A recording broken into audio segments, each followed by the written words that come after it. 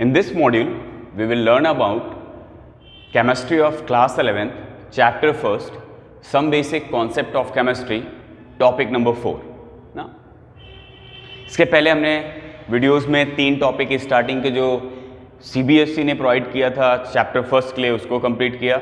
आज हम 4th topic को करेंगे जो होगा परसेंटेज कंपोजिशन.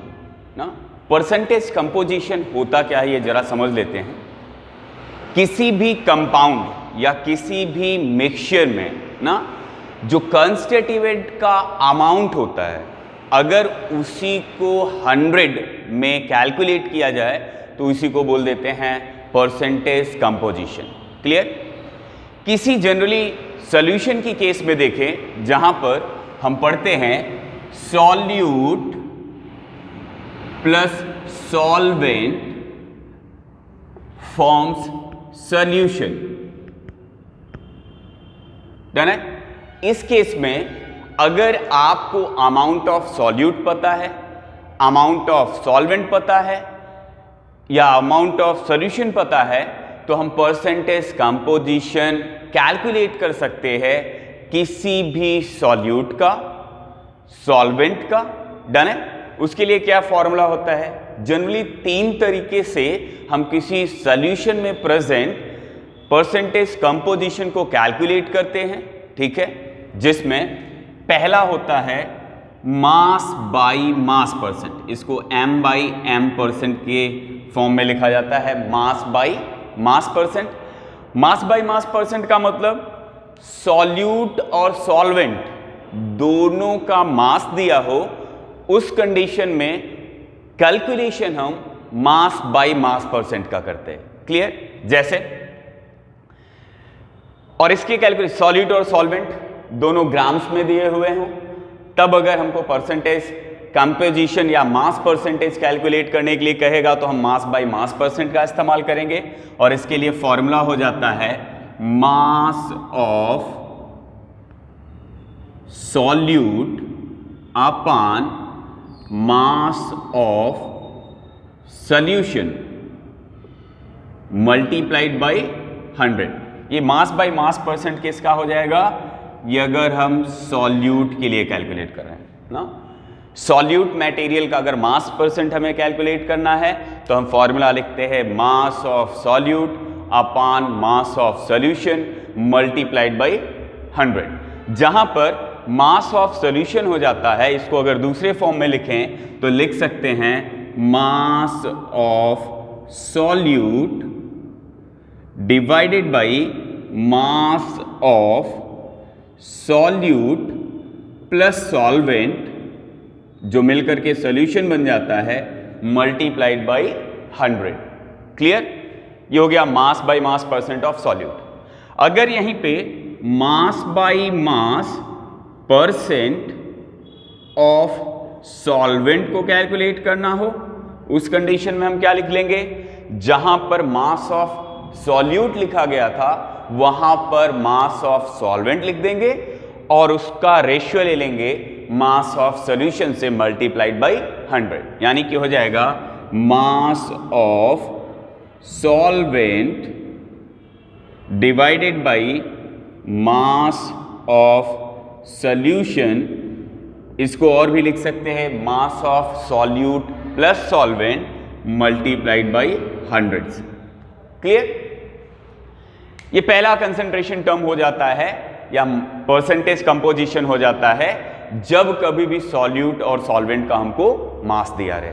लेकिन अगर ऐसा हो कि सॉल्यूट का मास दिया हो और सॉल्वेंट लिक्विड स्टेट में हो जिसका वॉल्यूम दिया होगा तब यहां पर यह परसेंटेज कंपोजिशन चेंज हो जाता है और उस कंपोजिशन में दूसरा हम लिख लेते हैं मास बाई वॉल्यूम परसेंट. ना क्या हो जाएगा मास बाई वॉल्यूम परसेंट. और इस केस में हम सॉल्यूट के लिए अगर निकालें तो सॉल्यूट के लिए हो जाता है mass of solute divided by mass of divided by volume of solution. Volume of solution. अब एक चीज और ध्यान देंगे, वॉल्यूम ऑफ सॉल्यूशन सेम वही वॉल्यूम होगा जो सॉल्वेंट का होगा। क्लियर है? क्योंकि सॉल्वेंट एक्सेस अमाउंट में है, उसी सॉल्वेंट में डिस्पर्स फेज की तरीके से सॉल्यूट इस्तेमाल किया जा रहा है, यानी कि सॉल्यूशन का वॉल्यूम उतना ही हो जाएगा जितना कि सॉल्वेंट का वॉल्यूम था। Clear? And multiplied by 100। Done है? ये किसका हो गया? मास बाई वॉल्यूम परसेंट, और इस केस में हम केवल सॉल्यूट का मास बाई वॉल्यूम परसेंट निकाल सकते हैं। क्लियर? तीसरा ऐसा भी हो सकता है कि हमारे पास सॉल्यूट भी है, सॉल्वेंट भी है, और दोनों ही लिक्विड स्टेट में है। क्लियर? अगर दोनों ही लिक्विड स्टेट में होंगे, ऐसे कंडीशन में हम क्या करते हैं? तीसरे परसेंटेज का इस्तेमाल करते हैं ना, कंसंट्रेशन टर्म का इस्तेमाल करते हैं, जो हो जाता है volume by volume percent. Volume by volume percent.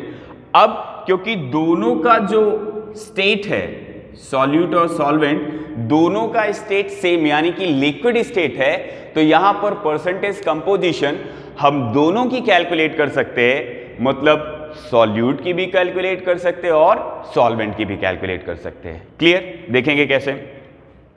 Volume by volume percent of solute अगर कैलकुलेट करना है तो उस केस में हम लिखेंगे volume of solute upon volume of solution, volume of solution multiplied by 100। ये किसके लिए हो गया? अगर हम सॉल्यूट के लिए ले रहे हैं। यहीं पर अगर सॉल्वेंट के लिए कैलकुलेट करें तो हो जाएगा V by V percentage of solvent is equals to volume of solvent upon volume of solution multiplied by 100। Clear? मतलब जब सॉल्यूट का वॉल्यूम परसेंट कैलकुलेट करेंगे तब हो जाएगा volume of solute upon volume of solution. मतलब इसको और आसानी से समझे तो वॉल्यूम ऑफ सॉल्यूशन हो जाएगा volume of solute plus volume of solvent multiplied by 100। Clear? Solvent के लिए कैलकुलेट कर रहे हैं तो सेम उसी तरीके से जैसे हम मास बाय मास परसेंट में देखते थे, हम लिख देंगे अब volume of solvent divided by volume of solution multiplied by 100। Clear? ये तो हो गया जब अगर मिक्सचर यानी कि जब हमको क्या दिया हो, सॉल्यूशन दिया हो ना। लेकिन अगर आपको कोई कंपाउंड दिया गया हो, क्लियर है, और कंपाउंड में प्रेजेंट सभी एलिमेंट का अगर आपको परसेंट कैलकुलेट करना हो, परसेंट कंपोजिशन कैलकुलेट करना हो, तो उसके लिए सिंपली हम कर क्या सकते हैं, जो भी कंपोनेंट्स दिए गए हैं उस कंपाउंड में, हर एक कंपोनेंट का पहले मास कैलकुलेट कर लेते हैं कि वह उस कंपाउंड में कितना मास एग्जिस्ट कर रहा है ना, टोटल मोलर मास में। टोटल मोलर मास को हम 100% मान लेंगे और हर एक एलिमेंट का मास परसेंट कैलकुलेट कर सकते हैं ना। एग्जाम्पल के लिए मैं आपको दो percentage mass percent composition calculate करने वाला हूं कंपाउंड को लेकर के, जहां पर पहला मैंने एक कंपाउंड लिया कार्बन डाइऑक्साइड गैस। डन है? कार्बन डाइऑक्साइड गैस, और दूसरा HNO3 नाइट्रिक एसिड को लेकर के। क्लियर? कार्बन डाइऑक्साइड में हमें यह पता करना है कि एक मोल या एक मॉलिक्यूल अगर कार्बन डाइऑक्साइड है तो उसमें कार्बन कितना परसेंट कंपोजिशन कर रहा है पूरे मॉलिक्यूल में, और ऑक्सीजन कितना कंपोजिशन कर रहा है पूरे मॉलिक्यूल में। क्लियर? तो सबसे पहले हम देखते हैं कि कार्बन का अगर यहां पर मास देखें तो यह 12 ग्राम कंटेन कर रहा है पूरे मॉलिक्यूल में। वहीं ऑक्सीजन के लिए अगर कैलकुलेट करें तो ऑक्सीजन के 2 एटम्स हैं, यानी कि यह 32 ग्राम ना एग्जिस्ट कर रहा है पूरे कंपाउंड में। टोटल मोलार मास को अगर देखें तो यह हो जाएगा 44 ग्राम। क्लियर? यानी कि एक मॉलिक्यूल का टोटल मास कितना हो गया, 44 ग्राम, और उस 44 ग्राम में 12 ग्राम कार्बन कंटेन कर रहा और 32 ग्राम ऑक्सीजन कंटेन कर रहा है ना। अगर मास परसेंट निकाले इस केस में तो आप लिखेंगे मास परसेंट इक्वल्स टू ना, कैसे निकालेंगे, 44 ग्राम इक्वल्स टू 100%।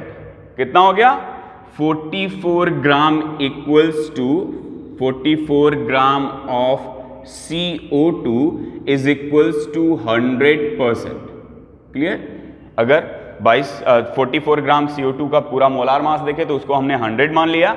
तो अगर यही 44 ग्राम पूरा कंपाउंड का मास है तो वो 100% हो गया। अगर इसमें 1 ग्राम होता तब कितना हो जाता, 100/44 ना, ये हो जाता परसेंटेज अगर 1 ग्राम होता। क्लियर। अभी हमको कितना कैलकुलेट करना है, अगर कार्बन का परसेंट कैलकुलेट करें तो कार्बन कंटेन कर रहा है 12 ग्राम, मतलब लिख सकते हैं 12 ग्राम अगर मास है तो कितना हो जाएगा, 12 ग्राम के लिए हो जाएगा 100 डिवाइडेड बाई 44 मल्टीप्लाइड बाई 12%। ये किसका आ गया, 12 ग्राम कार्बन कंटेन कर रहा था तो यही हो जाएगा मास परसेंट ऑफ कार्बन। क्लियर। दूसरे में देखें 1 ग्राम इक्वल्स टू इतना था। अगर दोबारा हम ऑक्सीजन के लिए कैलकुलेट करें जिसका मास है 32 ग्राम, तो यहां पर दूसरे में लिख सकते हैं, ये पहला सॉल्यूशन हो गया। दूसरे में अगर देखें 32 ग्राम इज इक्वल्स टू ये हो जाएगा 100 divided by 44 multiplied by 32%। Clear. और ये परसेंटाइल हो जाएगा ऑक्सीजन का एक मॉलिक्यूल में, मतलब ये परसेंट ऑफ कार्बन हो गया और दूसरा परसेंट ऑफ ऑक्सीजन हो गया। क्लियर है। डन। कैलकुलेट कर लेंगे, इसकी एक्चुअल वैल्यू आपको पता चल जाएगी कि कितना परसेंट ये कितना परसेंट ये कंटेन कर रहा है कार्बन और कितना परसेंट ऑक्सीजन कंटेन कर रहा है। अब आपकी वैल्यू सही है कि नहीं सही है, इसको अगर कैलकुलेट करना है, पता करना है तो क्या करेंगे, परसेंट ऑफ कार्बन और परसेंट ऑफ ऑक्सीजन दोनों को अगर ऐड कर दे रहे हैं और वो 100 के बराबर आ जा रहा है तो इसका मतलब आपका जो दोनों एलिमेंट का परसेंटेज कैलकुलेट किया है आपने वो करेक्ट वैल्यू दे रहा है। डन है। इसी तरीके से HNO3 के लिए अगर हम कैलकुलेट करें तो यहां पर भी कर सकते हैं। Hydrogen 1 gram, nitrogen 14 gram and oxygen के 3 एटम हैं इस पूरे मॉलिक्यूल में 48 ग्राम। मतलब अगर टोटल देखें तो हो जाएगा 8 and 4 12 plus 1 13 and 4 1 5 6 63 ग्राम। मतलब टोटल मोलार मास हो गया HNO3 का 63 ग्राम। अब अगर इसका भी कैलकुलेशन सेम उसी तरीके से करें जैसा अभी कार्बन डाइऑक्साइड की केस में किया, तब क्या हो जाएगा, ये हो जाएगा 63 पर ग्राम इज इक्वल्स टू 100%। कितना हो गया, 63 ग्राम इक्वल्स टू हमने 100% मान लिया। हाइड्रोजन का अगर कैलकुलेट करें तो हो जाएगा पहला, इसलिए अगर 1 ग्राम दिया है तो क्या हो जाएगा 100/63%। ये पहला हो गया परसेंटेज ऑफ हाइड्रोजन। क्लियर। दूसरे के लिए अगर कैलकुलेट करें जहां पर नाइट्रोजन है जो कि 14 ग्राम कंसिस्ट कर रहा है इस पूरे के पूरे मॉलिक्यूल में, तब हो जाएगा 14 gram is equals to 100/63 multiplied by 14% और ये हो जाएगा percentile of nitrogen present in the molecule HNO3। Clear. Lastly हमको कैलकुलेट करना है ऑक्सीजन के लिए। क्लियर। और ऑक्सीजन का कैलकुलेट करें जिसका मास जो कंबाइनेशन कर रहा है इस पूरे मॉलिक्यूल में वो है 48 ग्राम। तो लिख सकते हैं 48 ग्राम अगर मास दिया गया है तो ये कितना परसेंटाइल हो जाएगा, ये हो जाएगा 100 डिवाइडेड बाई 63 मल्टीप्लाइड बाई 48% और ये हो जाएगा percentage of oxygen in the molecule. Clear. देख सकते हैं पहला हमने हाइड्रोजन के लिए परसेंटेज निकाल लिया जो हो गया 100/63। क्लियर। दूसरा हमने कैलकुलेट कर लिया नाइट्रोजन के लिए, जो हो गया 100/63 मल्टीप्लाइड बाई 14। तीसरा हमने कैलकुलेट कर लिया 48 ग्राम, जो कि ऑक्सीजन का मास था इस पूरे मॉलिक्यूल में, और ये हो जाएगा 100/63 मल्टीप्लाइड बाई 48। क्लियर। अभी भी अगर टोटल मॉलिक्यूल में हमें ये कंफर्म करना है कि क्या जो हमने मास परसेंट निकाला है वो सही है, तो उस केस में हम क्या करेंगे, हर एक एलिमेंट का जो भी मास परसेंट आया है उसका एडिशन सम कर देंगे। टोटल वैल्यू अगर 100 के बराबर आ जा रही है तो मतलब हमारा परसेंटेज कंपोजिशन करेक्ट है। क्लियर है। तो आज हमने इस वीडियो में जनरली एक मॉलिक्यूल में प्रेजेंट डिफरेंट एलिमेंट का मास परसेंट कैलकुलेट किया, और साथ ही साथ हमने समझा कि परसेंटेज कंपोजिशन क्या होगा अगर हमें कोई सॉल्यूशन दिया गया है जहां पर सॉल्यूट और सॉल्वेंट का अमाउंट दिया गया है। क्लियर। वह अलग अलग स्टेट में हो सकता है। अगर दोनों का मास दिया गया हो तो हम वहां पर mass by mass percent calculate कर सकते हैं फॉर्मूलेस के थ्रू। अगर मास और वॉल्यूम दिया गया है तो mass by volume percent calculate कर सकते हैं। अगर दोनों ही यानी कि सॉल्यूट और सॉल्वेंट का वॉल्यूम दिया गया है तो volume by volume percent calculate कर सकते हैं। अगले वीडियो में हम कुछ क्वेश्चंस सॉर्ट आउट करेंगे that percentage composition of mixtures के अलग अलग सॉल्यूट और सॉल्वेंट के लिए। आज की वीडियो के लिए बस इतना ही। बने रहिए हमारे साथ। Take care, bye bye, thank you.